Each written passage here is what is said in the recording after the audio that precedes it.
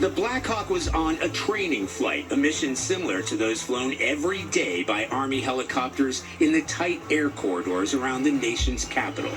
No excuses. We're going to get to the bottom of this. Defense Secretary Pete Hegseth said there was nothing unusual about the flight, which took off from nearby Fort Belvoir. Routine annual retraining of night flights on a standard corridor for a continuity of government mission. The military does dangerous things. It does routine things on a regular basis. Tragically, last night, a mistake was made. The pilot, co-pilot, and crew chief, Ryan O'Hara, who leaves behind a wife and a 1-year-old son, were killed. The Army said they were all very experienced. Former Black Hawk pilot Bradley Bowman flew this route along the Potomac many times.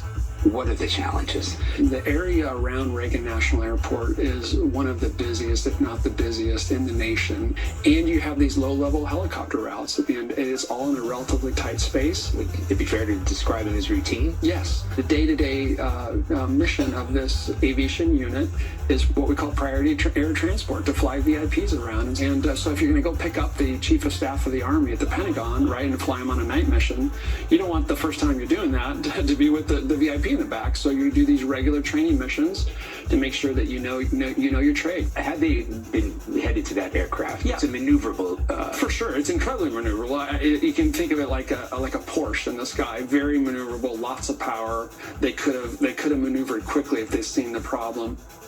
And Charlie Daggett joins us now from the Pentagon.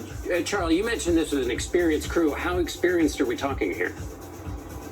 Well, we understand that one of the crew members had 1,000 hours, flight hours, another one had 500. To put that in perspective, yeah, these are helicopters by military standards.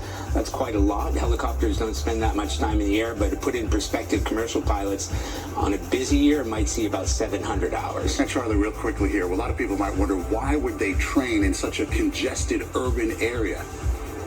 Yeah, Maurice, people have said, why didn't you do it to the north or the south? Why do it right at the airport? You train for the environment that you're in, it has been explained to me. Is it dark? Is it congested? Is it busy? Are there planes coming in? Is it the flight path? That is what you train for, and that is where the assessment takes place. And that is why, again, routine and repeatedly, these assessments take place in these areas. Okay, Charlie Daggett at the Pentagon, thanks so much.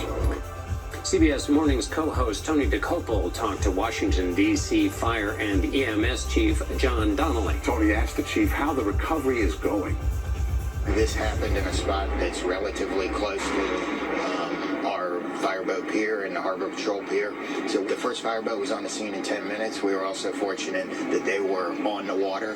While they didn't see the accident, they understood where it was. And if you understand the water, it is a big black spot in the middle of the night. There's no way to see anything other than the buoys. What goes into the recovery effort from here on out? So there's going to be some salvage operations. We're going to lift all the wreckage out, collect all the wreckage, and at the same time that we're getting the rest of the bodies.